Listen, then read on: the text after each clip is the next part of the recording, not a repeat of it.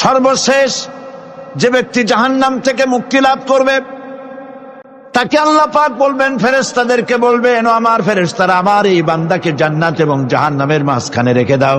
জান্নাত এবং জাহান্নামের মাঝখানে লোকটি যখন থাকার জায়গা পাবে, সে জান্নাতের দিকে তাকায়া দেখবে আর কাঁদতে থাকবে। আল্লাহ পাক জিজ্ঞেস করবেন, বান্দারে, যুগের পর যুগ ধরে জাহান্নামে কেঁদেছ, আমি রব্বুল আলামিন জাহান্নাম মাফ করে দিয়া জান্নাত জাহান্নামের মাঝখানে রেখে দিয়েছি, আযাব থেকে তো বেঁচে গেছো, এখন কান্দো কেন? লোকটি বলবে, রব্বুল আলামিন, কান্দি এই কারণে, জাহান্নাম থেকে মাফ করেছো, তোমার শুকরিয়া আদায় করি। জান্নাত তো আমার কপালে নাই, কিসমতে নাই, কিন্তু জান্নাত আমি এখান থেকে দেখতে পাচ্ছি, জান্নাতের সুঘ্রাণ আমার নাকে আসতেছে, কপালে নাই যাওয়ার। আমি কাঁদি এই জন্য, তুমি যদি মেহেরবানি করে আমাকে জান্নাতের দরজার কাছে একটু দাঁড় করায় দিতা, প্রাণ ভরে তোমার জান্নাতের দৃশ্যটা একটু দেখতা। আল্লাহ পাক তার আরজি পূরণ করবেন, বলবেন, যাও। ফেরেশতাদের বলবেন, এর জান্নাতের দরজার কাছে দাঁড় করায় দাও। জান্নাতের দরজার কাছে দাঁড়িয়ে লোকটি আবার কান্না শুরু করবে। আল্লাহ পাক প্রশ্ন করবেন, এবার কান্দো কেন? লোকটি বলবে, রব্বুল আলামিন, কান্দি এই কারণে, জান্নাতের এই দরজায় দাঁড়ায়া জান্নাতের অফুরন্ত নেয়ামত কিছুই ভালো করে দেখা যায় না, শুধু অল্প জায়গা দেখি। যদি তুমি আমারে দয়া করে জান্নাতের মাঝখানে দাঁড় করায় দিতা, চতুর্দিকে তাকায়া তাকায়া দেখা কলিজারে ঠান্ডা বানাইতাম। তবে আমি ওয়াদা করি, জান্নাতের কোনো নাজ নেয়ামত, কোনো ফল আমি খাবো না, ধরবো না, সইব না। একটুখানি মেহেরবানি করে মাঝখানে দাঁড় করাইয়া দাও, জান্নারে ঠান্ডা করি। আল্লাহ রব্বুল আলামিন ফেরেশতাদের বলবেন, আমার এই বান্দারে জান্নাতের মাঝখানে দাঁড় করাইয়া দে। আল্লাহর নবী বলেন, জান্নাতের মাঝখানে দাঁড়িয়ে লোকটি আগের চাইতে আরো জোরে চিৎকার মেরে কাঁদতে থাকবে। আল্লাহ পাক বলবেন, বান্দারে, কি হলো তোর? দরজার কাছে আসতে চাইছি রে, আইনা দিলাম। আবার এবার মাঝখানে আসতে চাইছো, তাও এনে দিয়েছি, আবার কান্দো কেন? লোকটি বলবে, রব্বুল আলামিন, এবার কান্দি এই জন্যে, তুমি যখন দয়া করে একটিবার জান্নাতের মাঝখানে এনে আমাকে দাঁড় করায় দিয়েছো, তুমি রহমান রহিম গফুরুর রহিম, এই জান্নাত থেকে আবার আর বাইর করে দিও না। আল্লাহ রাব্বুল আলামিন বলবেন, ও আমার বান্দারে, আমার এই জান্নাত তোর খুব পছন্দ হয়েছে নাকি? লোকটি বলবে, রব্বুল আলামিন, কলিজা ঠান্ডা হয়ে গেছে, ভাবতেও পারি নাই জান্নাত এত সুন্দর। আল্লাহ পাক বলবেন, বান্দারে, এরকম একটি নয়, দুইটা নয়, তোর জন্য আমি 10টা জান্নাত এইরকম রিজার্ভ করে রাখছি। সুবহানাল্লাহ, সুবহানাল্লাহ।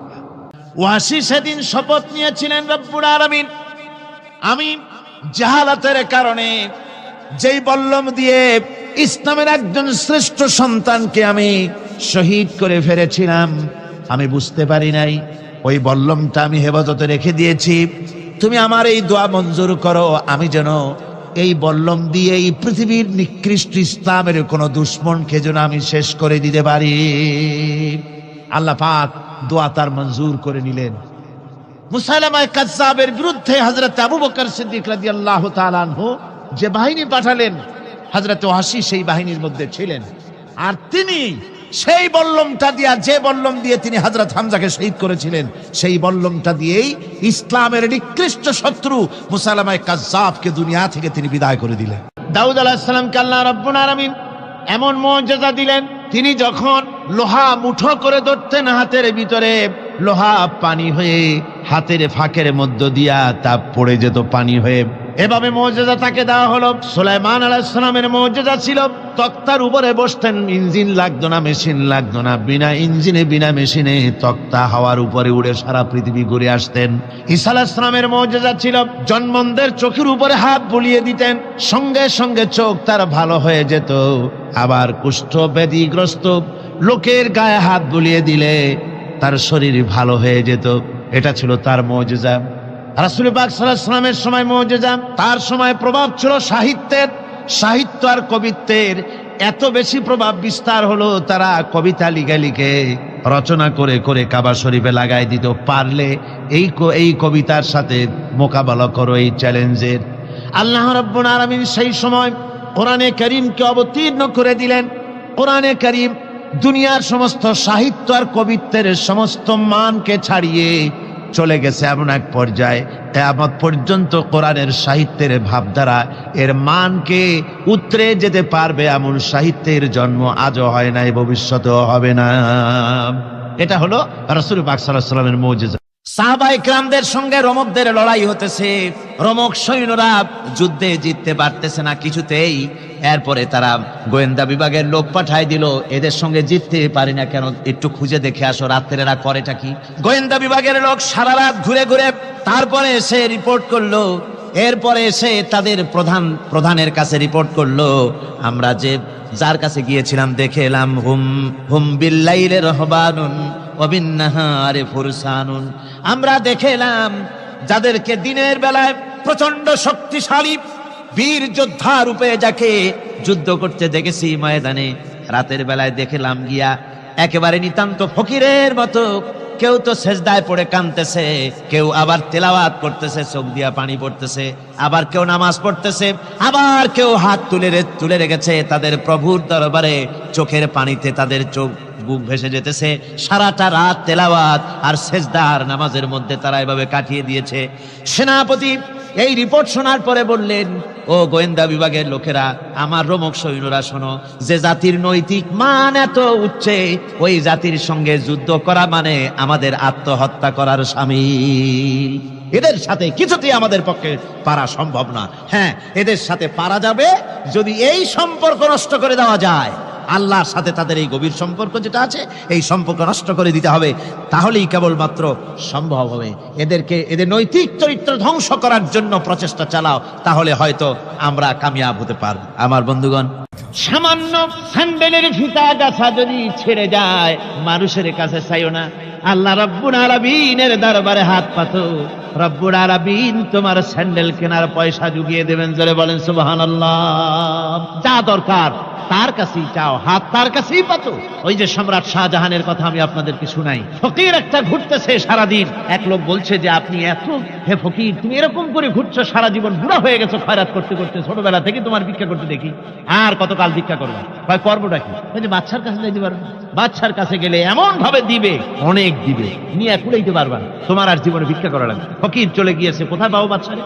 দেখো মসজিদে পাবা। এখন তিনি নামাজ চলে গিয়েছে, সেখানে মসজিদের বারান্দায় দাঁড়ায় দেখে সম্রাট শাহজাহান হাত পেতে মোনাজাত করতেছেন, চোখের থেকে পানি পড়ে দাড়ি ভিজে ভিজে পড়ে। মোনাজাত শেষ করে বাদশা যখন বাইরে নেমেছেন, তখন ফকির তাকে সালাম দিয়ে চলে যান। বাদশা বলছেন, তুমি আমাকে সালাম দিয়ে চলে যাচ্ছ, তুমি তো ভিক্ষুক, আমার কাছে তো সমস্ত ভিক্ষুকরাই আমার কাছে চায়, ভিক্ষুক তো ভালো, ধনীরাও আমার কাছে চায়, তুমি ভিক্ষুক মানুষ আমার কাছে তুমি চাইলে না, সালাম দিয়ে চলে যাও। ফকির বলতেছেন, যা পানা, সত্যিই কিছু চাইতে এসেছিলাম, কিন্তু আমি আপনাকে দেখার পরে আমার চিন্তার পরিবর্তন হয়ে গেছে। আমি তাকিয়ে তাকিয়ে দেখলাম মসজিদের ভেতরে আমি চাইতে এসেছি দিল্লির সম্রাট শাহজাহানের কাছে। যেই সম্রাট, দিল্লির সম্রাট যার কাছে আমি চাইতে এসেছি, আমি তো দাঁড়ায় আছি, কান্দি না, কিন্তু আমি দেখতেছি যার কাছে আমি চাইতে এসেছি তিনি যেন আবার কোন সম্রাটের কাছে আমার চাইতেও দারুণ ভিক্ষুকের মতো হয়ে চোখের পানি ফেলে ভিক্ষা চাইতেছে।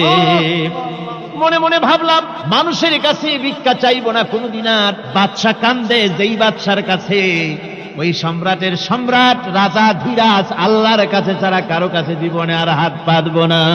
হযরত আবু হুরায়রা রাদিয়াল্লাহু তাআলা আনহু একবার রাসূল করিম সাল্লাল্লাহু আলাইহি ওয়াসাল্লামের দরবারে কাঁদতেছিলেন।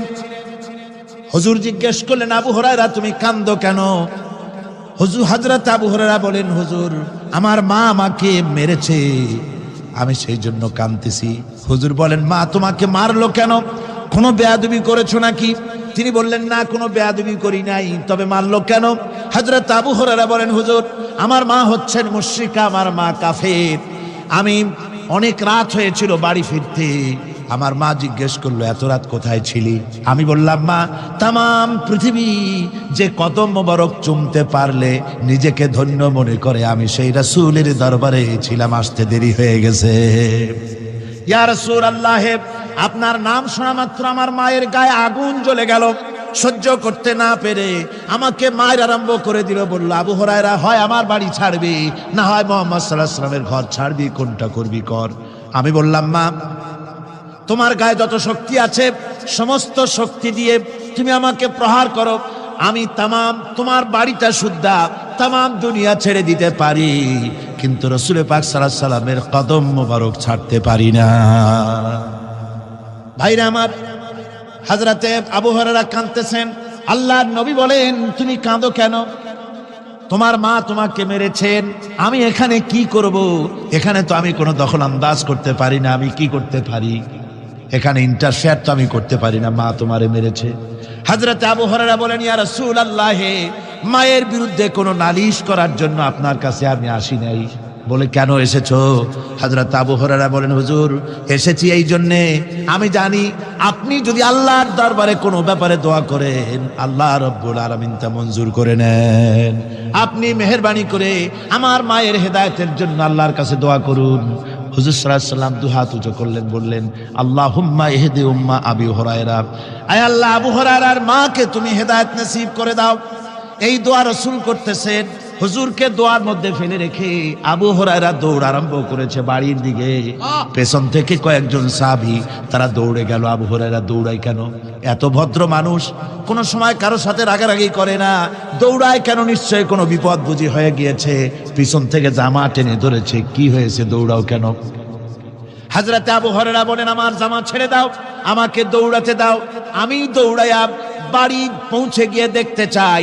আমি আগে দৌড়ে বাড়িতে গেলাম না নবীজির দোয়া আমার আগে আমার বাড়ি পৌঁছে গেল, কোনটা হলো আমি সেটা দেখতে চাই।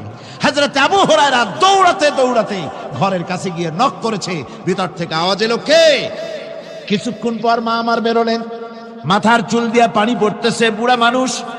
মা আমার কাছে এসে বলল, বাবা, তোমাকে মারার পর আমি বড় অনুতপ্ত হয়েছি, মনে মনে অনুশোচনা করেছি, আরে আমার ছেলে তো কোনো খারাপ জায়গায় যায় নাই, কোনো খারাপ মানুষের কাছে যায় নাই, মারলাম কেন? বড় অনুতপ্ত হয়ে গেছি আমি। এই অনুশোচনা করে আমি এই মাত্র গোসল করেছি, আমাকে নিয়ে চলো তুমি বিশ্ব নবী রাসূলুল্লাহর দরবারে। আমার ভাইরা, রাসূল পাক সাল্লাল্লাহু আলাইহি ওয়াসাল্লাম, আল্লাহর নবী এমন এক মহান সত্তা ছিলেন যে তিনি দোয়া আল্লাহর দরবারে হাত উঁচু করতে দেরি আছে, কিন্তু দোয়া কবুল হতে দেরি নাই। কুতুবে সুবহানী শেখ মুহিউদ্দিন আব্দুল কাদের জিলানী রাহমাতুল্লাহ আলাইহি তিনি বলেছেন, মুনাজাত করতে গিয়ে আবেগে বলেছেন, রব্বুল আলামিন, তুমি যদি দয়া করে আমাকে জান্নাত দাও, আর তোমাকে যদি আমি না পাই, তুমি যদি আমার সঙ্গে দেখা না করো, আমারে যদি কথা না বলো, তাহলে এই জান্নাত আমার কোনো লাভ নাই।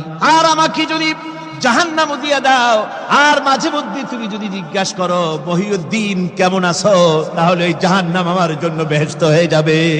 আয় আল্লাহ, আমি শুধু তোমারই চাই। আল্লাহর নবী বললেন, মহিলা, তুমি অপরাধ করেছো, কিন্তু তোমার গর্ভস্থিত সন্তান তো কোনো অপরাধ করে নাই, সুতরাং তোমার উপরে শরীয়তের হদ জারি করা যাবে না, ডেলিভারি হোক, তারপরে বিচার হবে। মহিলা চলে গেল আফসোস করতে করতে যে আমার বিচার হলো না, যদি এর মধ্যে আমি মরে যাই তাহলে জেনা করেছি, দুনিয়ার শাস্তি তো সহজ, পাথর মেরে উড়িয়ে দেবে, সঙ্গে সার করবে, এটা তো সহজ, কিন্তু কিয়ামতের ওই কঠিন জাহান্নামের আগুনে জ্বলতে পারবো না। মহিলাটি সন্তান ডেলিভারির পরে মহিলা চলে এসেছে রাসূলের কাছে, হুজুর, এই সে আমার বাচ্চা ডেলিভারি হয়েছে, আপনি মেহেরবানি করে আমার উপরে হদ জারি করেন, শাস্তি দেন। আল্লাহর নবী বলেন, মহিলা, তুমি অপরাধ করেছো, কিন্তু তোমার সন্তানের হক আছে, তোমার বুকের দুধ 2.5 বছর পর্যন্ত সে পান করবে, আমি তার হক নষ্ট করতে পারি না। মহিলা আবার চলে গেল কাঁদতে কাঁদতে, যদি এর মধ্যে মরে যায়, 2.5 বছর যেতে পারে নাই, তার আগেই মহিলা ওই বাচ্চাটাকে কোলে নিয়ে হাতে একটা রুটি দিয়া হুজুরের কাছে আসছে। কত পেরেশানি দেখেন। মহিলা এসে বলেন, ইয়া রাসূলুল্লাহ, আমার এই বাচ্চা এখন দুধ ছেড়ে দিয়েছে, সে রুটি খাইতে পারে, হুজুর আর দেরি করবেন না, এই শাস্তি না নিয়ে যদি মরে যায়, জাহান্নামের কঠিন আযাব আমি ভোগ করতে পারবো না। আল্লাহর নবী ওই মহিলাকে অর্ডার দিয়া দিলেন, একে বুক পর্যন্ত মাটির মধ্যে গেড়ে দিয়া চতুর্দিক থেকে পাথর নিক্ষেপ করো। মহিলাকে নিয়ে পাতাকে বুক পর্যন্ত মাটির ভিতরে গেড়ে দিয়া চতুর্দিক থেকে যখন পাথর নিক্ষেপ করা হচ্ছিল, রক্ত ছিটে এসে একজন সাহাবীর গায়ে পড়ায়। সাহাবী মহিলাকে ভৎসনা করলেন, আল্লাহর নবী বললেন শুনতে পেরে, নবীজি বললেন, ও সাহাবী, ভর্ৎসনা করো না, বরং এই মহিলার তওবা আল্লাহ রাব্বুল আলামিন এমন ভাবে কবুল করেছেন, যদি সে তওবা দুনিয়ার সব মানুষকে ভাগ করে দেওয়া যায়, তাহলে সমানভাবে ভাগ করে দেওয়া যাবে। 60,000 সৈন্য তাদের অশ্ব নিয়ে, তাদের উষ্ট্র নিয়ে, তাদের মালপত্র নিয়ে, জিহাদের সামান নিয়ে শ্রাবণের খরস্রোতা নদী, উত্তাল তরঙ্গমালায় ভরা নদীর উপর থেকে এই সাহাবীরা পাড়ি দিয়ে ওপার চলে গেলেন। ওপার যাওয়ার পরে হযরতে সাদ বলছেন, তোমাদের কেউ কি হারায় গেছে নাকি? সবাই এদিক ওদিক তাকায় খোঁজ করে বলল, মানুষ তো দূরের কথা, একটা উট আর ঘোড়াও একটাও হারায় যায় নাই। একজন বলল, আমার একটা পেয়ালা, যে পেয়ালা আমি পানি পান করতাম, সেই পেয়ালাটা তুফানে ছিটকে কোথায় চলে গেছে, ওইটা হারায় গেছে। হযরতে সাদ বলেন, মুজাহিদের কোন জিনিস দরিয়া নিতে পারে না, অবশ্যই তা ফেরত আসবে। এই কথা তিনি বলতেছিলেন, হঠাৎ করে দরিয়ার কিনারে একটা আওয়াজ হলো, দেখা গেল তুফানের ভিতরে সেই হারানো বাটিটা তাদের মধ্যে ফিরে এসেছে।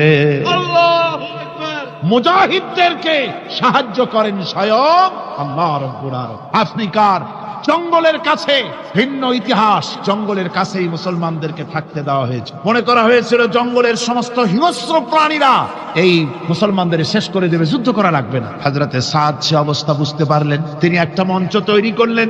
সেই মঞ্চের উপরে দাঁড়ায় জঙ্গলের প্রাণীদের দিকে লক্ষ্য করে তিনি নোটিশ জারি করে দিলেন, বললেন, ইয়া আইয়াতুহাল হাশারাত ওয়াস সিবাউ নাহনু আসহাবু রাসূলুল্লাহ সাল্লাল্লাহু আলাইহি ওয়াসাল্লাম।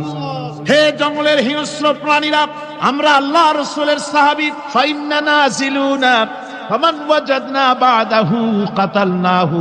আমরা রাসূলের সাহাবী, এইখানে আল্লাহর দ্বীনকে কায়েম করার জন্য আমরা এসেছি, আল্লাহর কলেমার আওয়াজ নিয়ে আমরা এখানে রাত কাটাবো।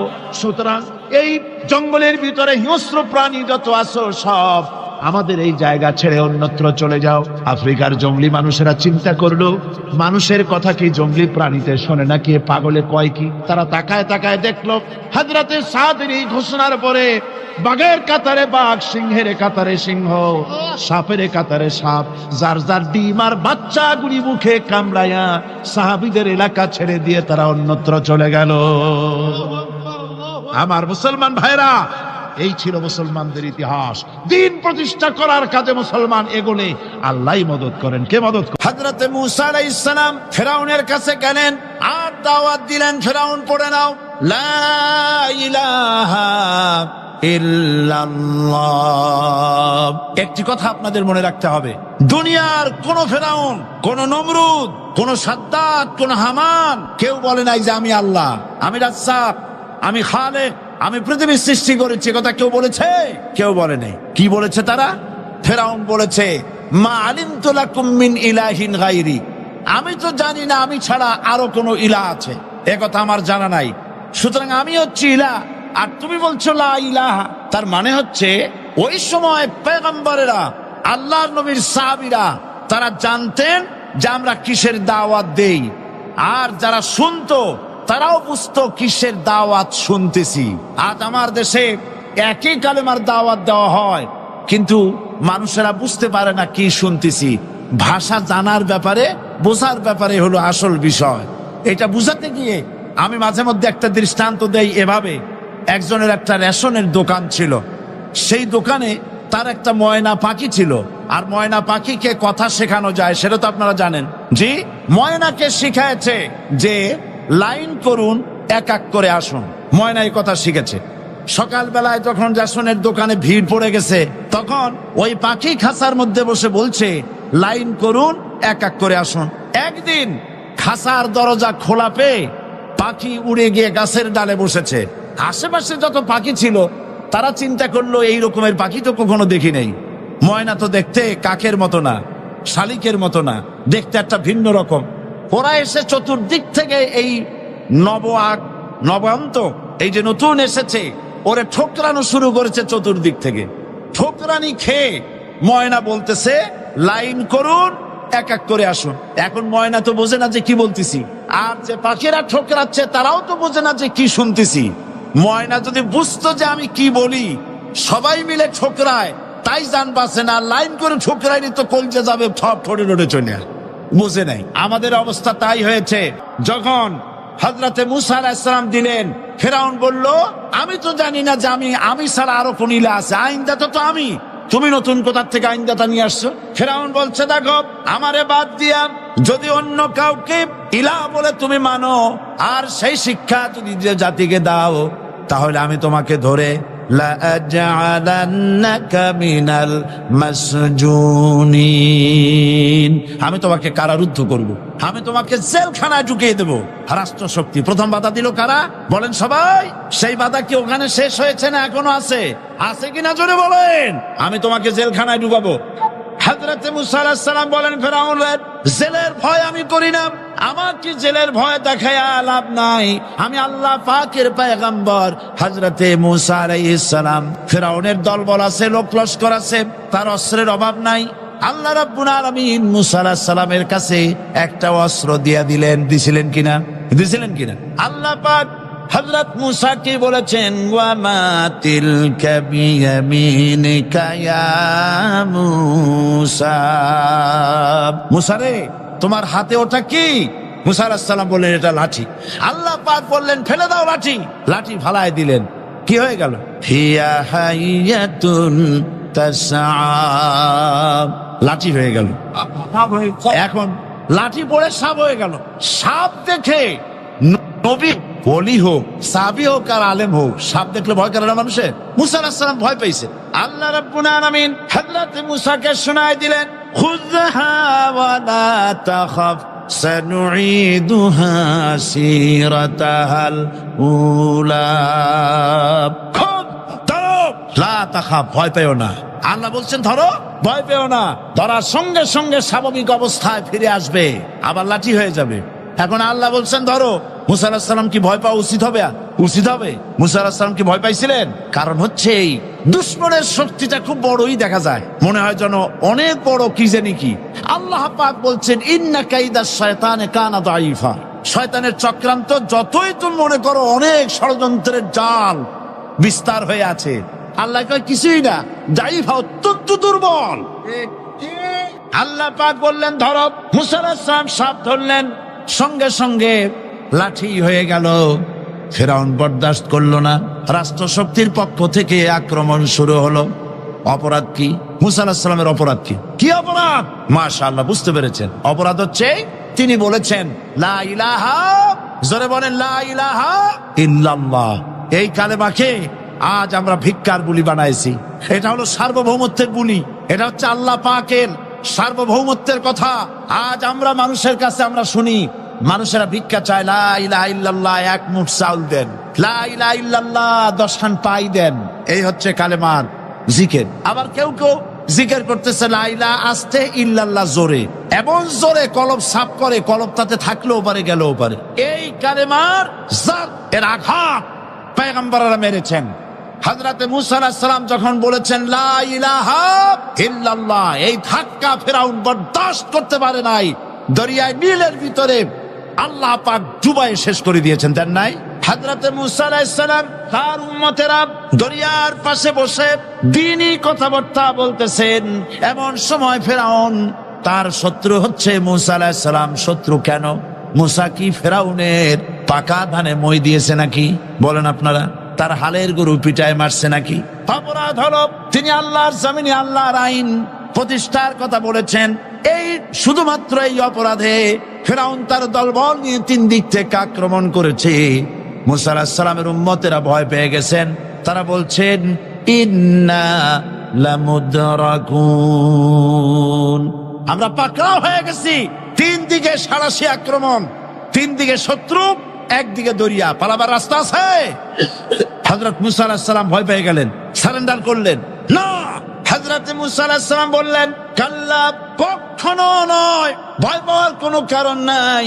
রব্বি সায়াহদিন, অবশ্যই আমার রব আমার জন্য রাস্তা করে দিবেন, ভয় পাইও না, আমার রব রাস্তা করে দিবেন। আল্লাহ রাব্বুল আলামিন হযরত মুসা আলাইহিস সালামকে অর্ডার করলেন, হাতের লাঠি দিয়া দরিয়ার উপরে আঘাত করো। হযরতে মুসা আলাইহিস সালাম দরিয়ার উপর আঘাত করলেন। রাস্তা ছিল দরকার একটার, এক বাড়িতে আল্লাহর হুকুমে লাঠি দিয়ে একটি আঘাত করার সঙ্গে সঙ্গে হযরত মুসার তার সঙ্গীর সাথে দরিয়া পার হওয়ার জন্য দরিয়ার মধ্যে দিয়ে আল্লাহ 12টা রাস্তা পয়দা করে দিলেন। সে আল্লাহ আছে না নাই? এত আসতে বলেন কেন? ভয় পাওয়ার কারণ আছে। রাষ্ট্র শক্তি বাধা দিয়েছে সমস্ত নবীদেরকে। কেন? নবীদের চরিত্র খারাপ? জোরে বলেন, নবীদের চরিত্র খারাপ? নবীদের চাইতে মাসুম বেগুনাহ উন্নত চরিত্রের মানুষ আল্লাহর আকাশের নিচের জমিনের উপরে আর হয় নাই। তোমরা যে সামনে তাদের পিছনে দৌড়াও, অমুকের সৈনিক, নেতা নেতা করে মরো, এইসব নেতা যাদের পিছনে দৌড়াও, এই নেতাগুলি, আমি জিজ্ঞেস করি আপনাদেরকে, এই নেতাগুলি জীবনে একবারও জেনা করে নাই? এ ব্যাপারে অনুসারীরা আপনারা কি নিশ্চিত? মিথ্যা কথা জীবনেও কয় নাই, প্রতারণা করে নাই, ঠাট্টা করে নাই, বিদ্রুপ করে নাই, মদ খায় নাই, মানুষ হত্যা করে নাই। কিসের নেতা? নেতা হচ্ছেন সেই ব্যক্তি যিনি বলেছেন, ও আমার স্ত্রীরা, ও আমার সাহাবীরা, রাতের আধারে আমার মধ্যে যা আচরণ দেখতে পাও, দিনের আলোতে আমার মধ্যে যা দেখতে পাও, সবগুলি খুলে খুলে মানুষের কাছে বলে দাও। তার নাম বিশ্বনবী মুহাম্মদ রাসূলুল্লাহ সাল্লাল্লাহু আলাইহি ওয়াসাল্লাম। হযরত মুসা আলাইহিস সালাম বলেন, ফেরাউনের জেলের ভয় আমি করি না, আমাকে জেলের ভয় দেখায়া লাভ নাই, আমি আল্লাহ পাকের পয়গম্বর। হযরত মুসা আলাইহিস সালাম, ফেরাউনের দলবল আছে, লোক লস্কর আছে, তার অস্ত্রের অভাব নাই। আল্লাহ রাব্বুল আলামিন মুসা আলাইহিস সালামের কাছে একটা অস্ত্র দিয়া দিলেন। দিছিলেন কিনা? দিছিলেন কিনা? আল্লাহ পাক হযরত মুসাকে বলেছেন, ওয়া মা তিলকা বিয়ামিনিকা ইয়া মুসা। মুসা রে, তোমার হাতে ওটা কি? মুসা আলাইহিস সালাম বললেন, এটা লাঠি। আল্লাহ পাক বললেন, ফেলে দাও লাঠি। লাঠি ফালায় দিলেন। কি হয়ে গেল? হিয়া হাইয়াতুন তাসআ, লাঠি হয়ে গেল। এখন লাঠি পড়ে সাপ হয়ে গেল। সাপ দেখে নবী, ওলি হোক, সাহাবী হোক আর আলেম হোক, সাপ দেখলে ভয় করে না মানুষের? মুসা আলাইহিস সালাম ভয় পেয়েছে। আল্লাহ রাব্বুল আলামিন হযরত মুসাকে শোনায় দিলেন, খুযহা ওয়া লা তাখাফ সানুঈদুহা সিরাতাহাল উলা। খুব ধরো, লা তাখাফ, ভয় পেও না। আল্লাহ বলছেন ধরো, ভয় পেও না। ধরার সঙ্গে সঙ্গে স্বাভাবিক অবস্থায় ফিরে আসবে, আবার লাঠি হয়ে যাবে। এখন আল্লাহ বলছেন ধরো। মুসা আলাইহিস সালাম কি ভয় পাওয়া উচিত হবে? উচিত হবে। মুসা আলাইহিস সালাম কি ভয় পাইছিলেন? কারণ হচ্ছে এই দুশমনের শক্তিটা খুব বড়ই দেখা যায়, মনে হয় যেন অনেক বড় কি জানি কি। আল্লাহ পাক বলছেন, ইন্না কাইদাশ শায়তানে কানা দাঈফা। শয়তানের চক্রান্ত যতই তুমি মনে করো অনেক ষড়যন্ত্রের জাল বিস্তার হয়ে আছে, আল্লাহ কয় কিছুই না, দাঈফা, অত্যন্ত দুর্বল। আল্লাহ পাক বললেন ধরো। মুসা আলাইহিস সালাম সাপ ধরলেন, সঙ্গে সঙ্গে লাঠি হয়ে গেল। ফেরাউন বরদাস্ত করলো না। রাষ্ট্রশক্তির পক্ষ থেকে আক্রমণ শুরু হলো। অপরাধ কি?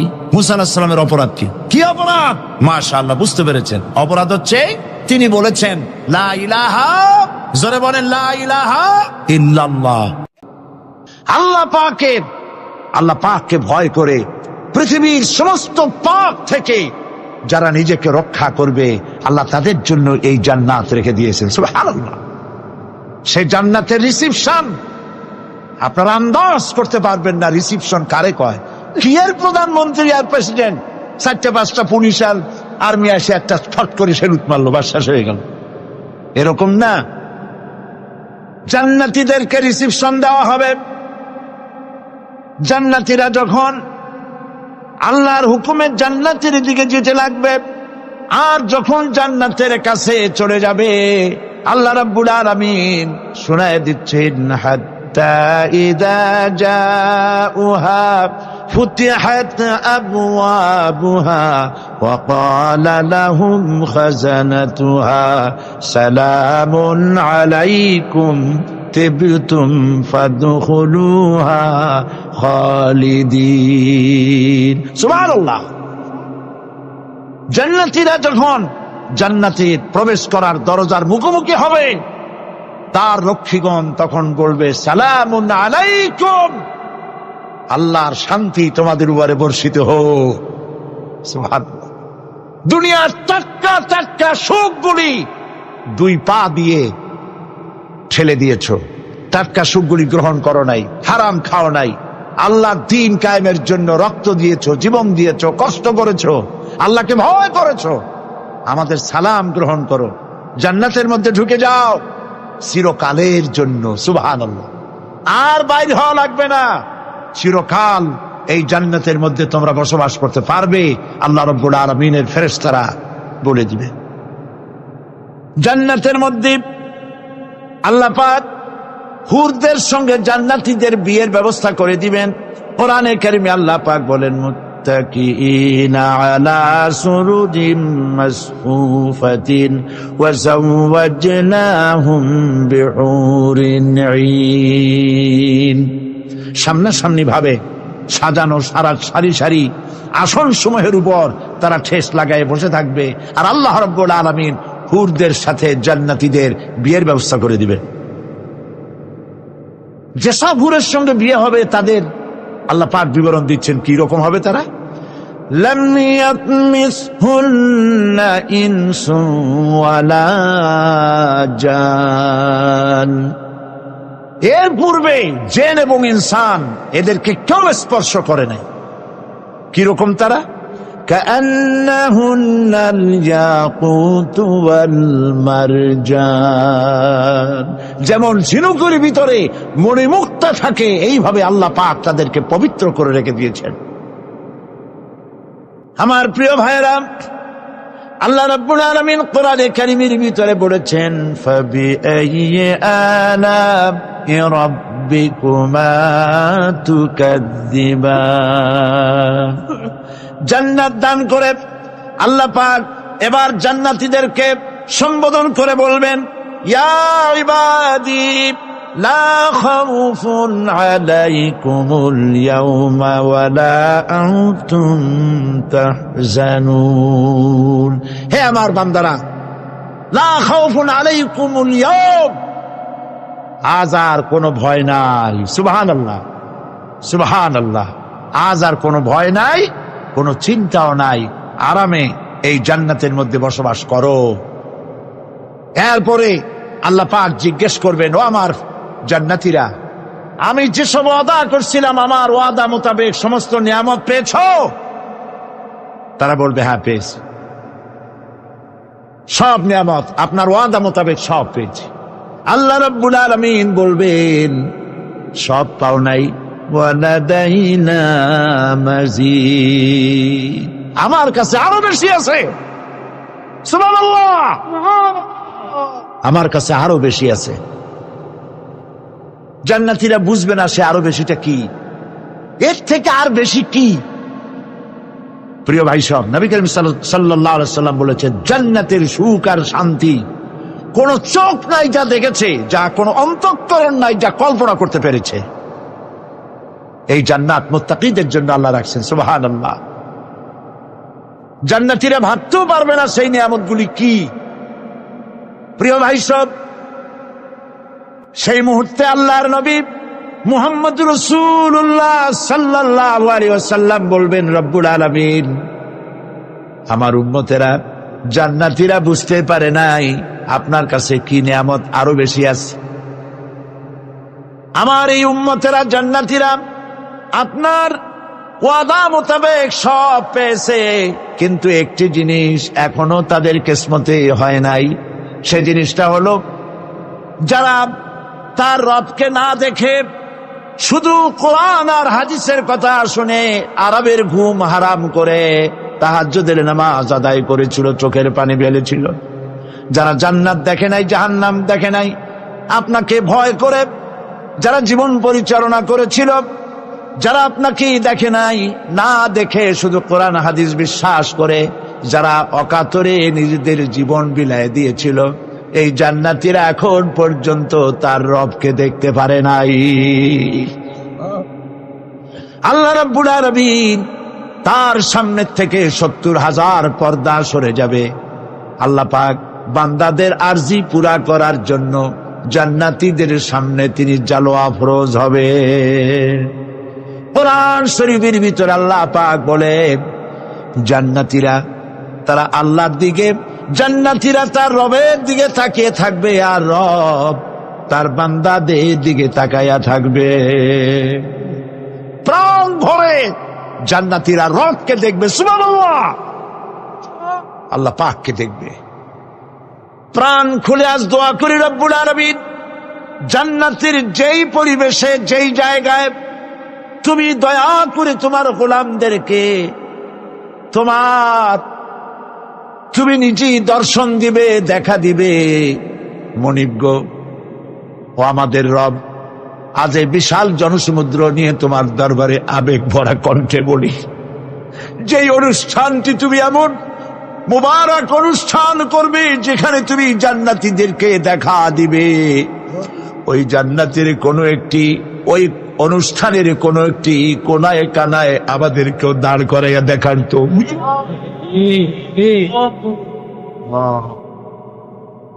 ভাই সব, আল্লাহ রাব্বুল আলামিন মানুষের সামনে এত সব নিয়ামত রেখেছেন, এই জান্নাত দান করবেন। এরপরে আল্লাহ রাব্বুল আলামিন কোরআনে কারীমের মধ্যে বলেছেন, রব্বিস সামাওয়াতি ওয়াল আরদি ওয়া মা বাইনাহুমার রাহমানি লা ইয়ামলিকুনা মিনহু খিতাবা। এসব পুরস্কার রয়েছে তোমাদের সেই রবের পক্ষ থেকে যিনি আকাশ আর জমিনের মালিক। সুবহানাল্লাহ বলবেন না? যার সামনে কথা বলার ক্ষমতা কারো হবে না। এটি একটি মারাত্মক কথা। কিয়ামতের দিন আল্লাহর দরবারে কেউ কথা বলতে পারবে না আল্লাহর নির্দেশ ছাড়া। একটি আকীদা পরিষ্কার করে নিয়ে যান আপনাদের, সে আকীদাটা এভাবে পরিষ্কার করুন, কোন পীর সাহেব, কোন খাজা বাবা, কোন মাওলানা, কোন মুহাদ্দিস, কোন বুজুর্গ আপনাকে সুপারিশ করতে পারবে না যদি না আল্লাহ পাক তাকে কথা বলার তৌফিক না দেন। মনে থাকবে এটা। আয়াতুল কুরসির ভিতরে আমরা পড়ি, মান যাল্লাযী ইয়াশফাউ ইনদাহু ইল্লা বিইজনিহি। আল্লাহ পাক বলেছেন কিয়ামতের দিন আল্লাহর দরবারে কার সাহস আছে কথা বলতে পারে? মান যাল্লাযী ইয়াশফাউ ইনদাহু ইল্লা বিইজনিহি। আল্লাহর অর্ডার ছাড়া, হুকুম ছাড়া আল্লাহর সামনে কথা বলার সেদিন কেউ থাকবে না। সুবহানাল্লাহ। কেউ কথা বলতে পারবে না। সুপারিশ করতে হবে আল্লাহ যারে বলেন তুমি করো, অমুকের জন্য করো, সেই ব্যক্তি শুধু তার জন্যই করতে পারবে, আর কেউ কথা বলতে পারবে না। সেই কঠিন হাসরের ময়দান, যেদিন শুধুমাত্র আল্লাহ পাক কথা বলবেন, আর যারে বলতে বলবেন সেই কেবলমাত্র বলতে পারবে। সুপারিশ এটি আল্লাহ পাক কিয়ামতে পারমিশন দিলে বলা যাবে। হযরত ইব্রাহিম আলাইহিস সালাম কিয়ামতের দিন তার নিজের পিতা সম্পর্কে সুপারিশ করবেন, রব্বুল আলামিন আমার আব্বার জন্য সুপারিশ করতেছি, মেহেরবানি করে জাহান্নাম থেকে তারে আপনি রক্ষা করুন। আল্লাহ রব্বুল আলামিন বলবেন, ইব্রাহিম তোমার সুপারিশ মঞ্জুর হবে না। প্রিয় ভাই সব, একটু মাথা খাটান, চিন্তা করেন। উলুল আযম পয়গম্বর, জাতির পিতা। কে জাতির পিতা? চিল্লায় বলুন, কলিজা সাফ করে ফেলুন। মুসলমানদের জাতির পিতা হাফিজ কেউ হতে পারে না। মিল্লাতা আবিকুম ইব্রাহিম। ইব্রাহিম আলাইহিস সালাম এই মিল্লাতের পিতা। সুবহানাল্লাহ। হযরত ইব্রাহিম আলাইহিস সালাম কিয়ামতের দিন বলবেন, আল্লাহ আমার আব্বার জন্য সুপারিশ করছি। আল্লাহ পাক বলবেন মঞ্জুর হবে না। আজর তোমার পিতা হতে পারে, কিন্তু আমার খলিলকে আগুনে ফেলার জন্য নমরুদকে সে সহযোগিতা করেছে, আমি তোমার পিতাকে ক্ষমা করব না। নবী করিম সাল্লাল্লাহু আলাইহি সাল্লামকে সাহাবায়ে কেরাম জিজ্ঞেস করেছেন, হে রাসূল, আপনার আব্বা এবং আম্মার অবস্থা কি হবে? নবী করিম সাল্লাল্লাহু আলাইহি সাল্লাম কেঁদে ফেলেছেন, সব বলেছেন, আমি তাদের কোনো উপকারে আসব না। আল্লাহু আকবার। আপনি মনে করছেন নাকি যে ইয়া নবী সালাম আলাইকা বলি অমনি নবী সুপারিশ পাবেন? এত সহজ। কতগুলা রসগোল্লা খাইলেন আর বড় একটা মিছিল করলেন, আর অমনি চলে যাবেন।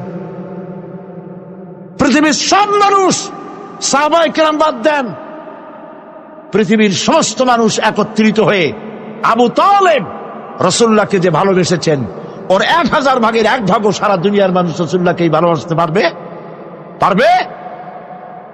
নিজের ছেলে আলীকে, আলী রাদিয়াল্লাহু তাআলা আনহুকে আলাদায় বিছানায় শোয়াইয়া, ছোট্ট মানুষ হযরত আলী আলাদা জায়গায় রাখিয়া মুহাম্মদুর রাসূলুল্লাহ সাল্লাল্লাহু আলাইহি ওয়াসাল্লাম এতিম মানুষ, তারে কলিজার সাথে বুকের মধ্যে আশ্রয় দিয়ে আগলে রেখেছেন বুক পরে। সেই আবু তালেব মৃত্যুর সময় নবী করিম সাল্লাল্লাহু আলাইহি ওয়াসাল্লাম বলেছিলেন, চাচা একটিবার আমার কানে তাওহীদের কালেমা শুনায় দেন। আবু তালেব, তার কিসমতে ছিল না কালেমা। মরে যাওয়ার পর একজন সাহাবী বলেছিলেন, ইয়া রাসূলুল্লাহ, মৃত্যুর সময় আবু তালেবের মুখ আমি নড়তে দেখেছি, তিনি কালেমা পড়েছেন সম্ভবত। রাসূলুল্লাহ সাহেব বলেছেন, আমি শুনি নাই। এত ভালোবাসার পরেও হাদিস শরীফে এসেছে আবু তালেব জাহান্নামে যাবে। কোথায় যাবে?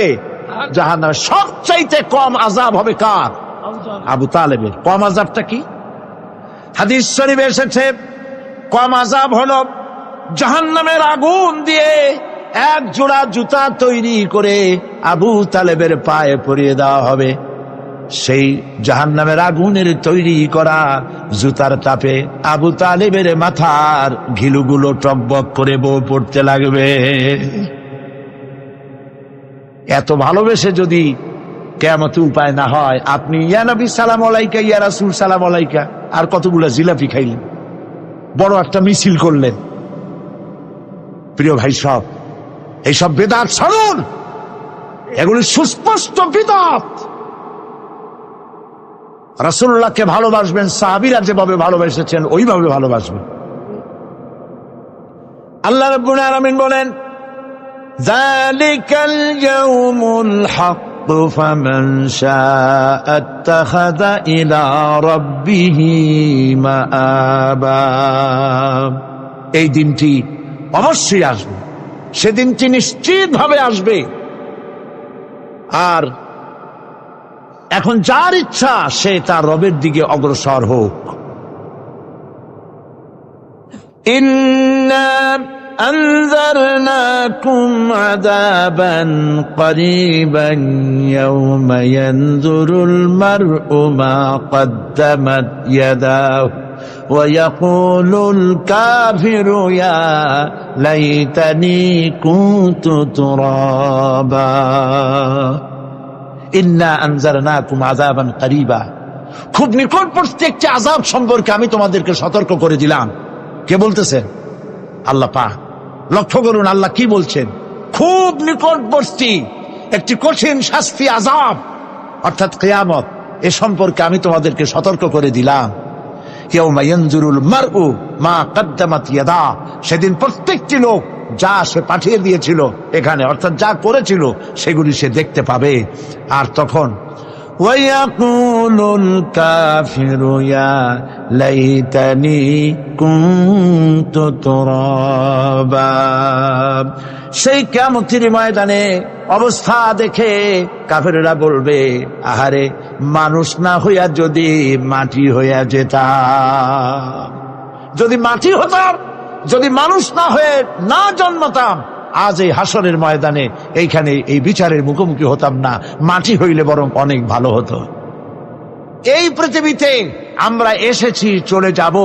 যাওয়ার আগে এই কোরআন একটি বিশাল জনগোষ্ঠী এমন বানাতে চেয়েছে যে জনগোষ্ঠী এই কোরআন দিয়ে একটি বিশাল সমাজ গড়বে, রাষ্ট্র গড়বে, এমন রাষ্ট্র গড়বে যেই রাষ্ট্রে দুঃখ থাকবে না, অশান্তি থাকবে না, যেখানে সুখ থাকবে, সমৃদ্ধি থাকবে, আর কিয়ামতের দিন আল্লাহর জান্নাতে তারা চলে যাবে। তেমন একটি সমাজ কি আমরা চাই? সবাই বলেন, সেরকম একটি সমাজ কি আমরা চাই? প্রিয় ভাই সব, কিয়ামতের দিন আমরা যেতে চাই জান্নাতে। কোথায় যেতে চাই বলেন? জোরে বলেন। এই জান্নাতে যাওয়ার জন্যে এই জান্নাতে যাওয়ার জন্য দুইটা কাজ করতে হবে। কয়টা কাজ? আল্লাহ রাব্বুল আলামিন বলেন, ফামান কানা ইয়ারজু লিকা রাব্বিহি ফালইয়ামাল আমালান সালিহান ওয়া লা ইউশরিক বিইবাদাতি রাব্বিহি আহাদা। আল্লাহ পাক বলেন, যে বা যারা আমার সঙ্গে দেখা করতে চায় কিয়ামতে, দুইটা কাজ করা লাগবে। বলেন কয়টা কাজ? একটা হলো নেক আমল। কি আমল? বলেন নেক আমল। নেক আমল কারে বলে? নেক আমল করতে হলে আবার দুইটা শর্ত লাগে। এক নম্বরে কাজটা করতে হবে আল্লাহরে খুশি করার জন্য। কারে খুশি করার জন্য? একটা মাদ্রাসা বানাইছি যাতে লোকেরা বলে যে বড় একটা মাদ্রাসা বানাইছে, এই জন্য মাদ্রাসা বানাবেন, মসজিদ বানাবেন, হসপিটাল বানাবেন, যা কিছু করেন নিয়ত হবে আল্লাহকে খুশি করা। নিয়ত হবে কারে খুশি করা? আল্লাহ পাককে খুশি করা। এই হলো নেক আমলের প্রথম শর্ত। কাজ হবে আল্লাহকে খুশি করার জন্য। দুই নম্বরে কাজটি হতে হবে সুন্নতে নববী সাল্লাল্লাহু আলাইহি ওয়াসাল্লামের উপরে। মনে থাকবে, দাড়ি রাখবো। কেন রাখবো? রাসূলের সুন্নাত। রাখবো কারে খুশি করার জন্য? আল্লাহ খুশি করার জন্য। রাখবো কার মতো? রবীন্দ্রনাথের মতো, কার্ল মার্কসের মতো, কবির মতো নয়। রাখতে হবে কার মতো? নবীর মতো। বুঝে নেন, কাজটা হতে হবে আল্লাহকে খুশি করার জন্য। দুই নম্বরে কাজটা হতে হবে সুন্নতে নববী সাল্লাল্লাহু আলাইহি ওয়াসাল্লামের উপরে হতে হবে। তাহলে এই হলো এক নম্বর। জান্নাতে যাওয়ার জন্য, আল্লাহর সাথে দেখা করার জন্য এক নম্বরের কাজ হলো নেক আমল। বলেন এক নম্বরের কাজ কি? দুই নম্বরের কাজ ওয়ালা ইউশরিক বিইবাদাতি রাব্বিহি আহাদা। আল্লাহ রাব্বুল আলামিনের ইবাদতের সাথে কাউকে শরীক স্থাপন করা যাবে না। আমরা যারা মুসলমান, অধিকাংশ মুসলমান শিরকের ভিতরে মুবতালা হয়ে আছে। বিশ্বাস করেন কিনা বলেন? কাফেরেরা তো মুশরিক আছেই, ওরা তো মুশরিক আছেই, কিন্তু আমরা মুসলমানেরা আমাদের আমলের মধ্যে, আমাদের অজান্তে সবের নিয়তে অনেক শিরক আমরা করে বসি। নাউজুবিল্লাহ। বলেন নাউজুবিল্লাহ। এই জন্য আমি বারবার সতর্ক করি, নিজেকেও করি, আপনাদেরকেও করি। এই কারণে করি, শিরকের গুনাহ আল্লাহ মাফ করবেন না। ইন্না শিরকা লাযুলমুন আযীম। শিরক মস্ত বড় অপরাধ, জুলম, আল্লাহ মাফ করবেন না। আল্লাহর কাছে কান্দে কান্দে মাপ চাওয়া লাগবে যে আল্লাহ শিরক থেকে আমাকে রক্ষা করো, বাঁচাও। অনেক গোপন শিরক আছে। মাজারে যান, পীর সাহেবের কাছে যান, মনে যদি নিয়ত থাকে উনি ফু দিলে আমি ভালো হবই, উনি তাবিজ দিলে আমার বাচ্চা হবেই, উনি আমারে দয়া করলেই আমার ব্যবসায় উন্নতি হবেই, এইটার নাম শিরক। এটার নাম কি? ওয়াইজা সাআলতা ফাসআলিল্লাহ ওয়াইজা ইসতাআনতা ফাসতাইন বিল্লাহ। যা বলার আল্লাহরে বলো, আর যা চাওয়ার কার কাছে চাও? চিল্লায় বলেন। কলিজাটাকে পরিষ্কার করে দেন আজকের মাহফিলে। এই কলিজায় কারো প্রতি কোনো ভয় রাখবো না আল্লাহ ছাড়া। ভয় করবো কারে? বলেন মহব্বত আল্লাহ ছাড়া, এত বেশি মহব্বত আর কাউকে করব না। আল্লাহ তাআলা আমাদের কলিজায় তোমার ভয় এবং মহব্বত দিয়ে ভরে দাও। রাসূলের মহব্বত দিয়ে আমাদের দিলকে ভরে দাও। বিশ্বাস করুন ভাই সাহেব, কোরআন শরীফ আমার সামনে, বিশ্বাস করুন। দেশি পীর, বিদেশি পীর, খাজা বাবা দেশি এবং বিদেশি, কেউ আপনার ভাগ্য বদলাই দিতে পারবে না।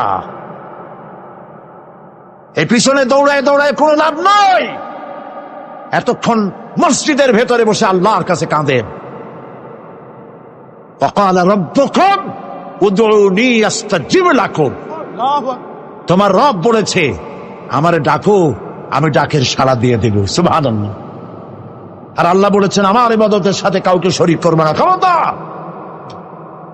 আলাইসাল্লাহু বিকাফিন আবদা। আল্লাহ প্রশ্ন করছেন, আলাইসাল্লাহু বিকাফিন আব্দা, আমি কি আমার বান্দার জন্য যথেষ্ট নই?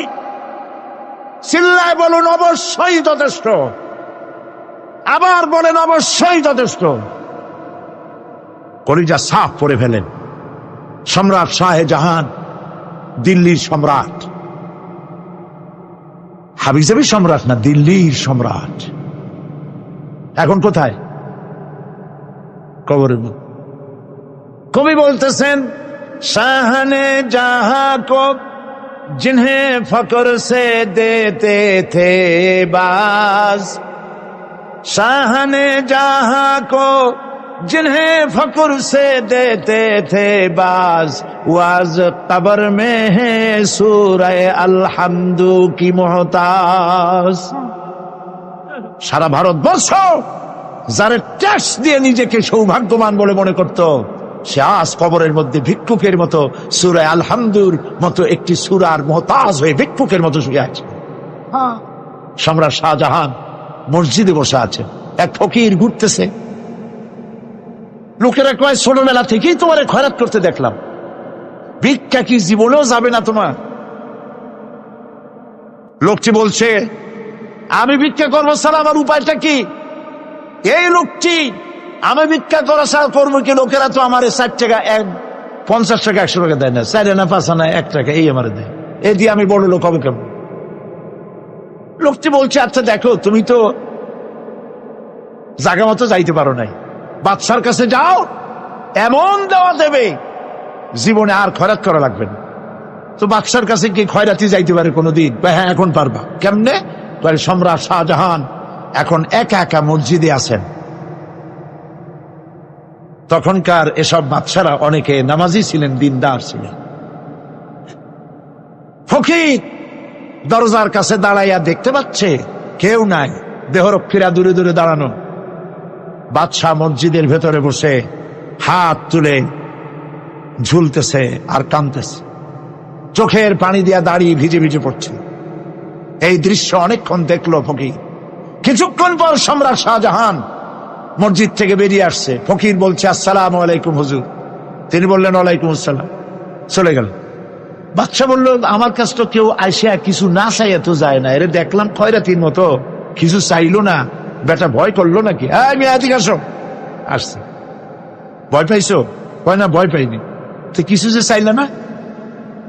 ফকির বলছে, জাহাপানা, সত্যিই কিছু চাইতে আসছিলাম, তারপর চাইলে না কেন?